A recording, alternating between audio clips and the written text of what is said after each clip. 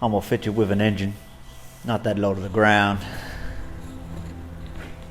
And I'm gonna give you a regular sump because of regulations.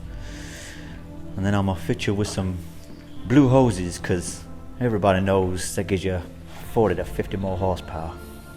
I'm gonna give you a fuel line that'll hold about 30 milliliters of gas. I'm gonna shave half an inch off you, but you'll still be shaped like a brick.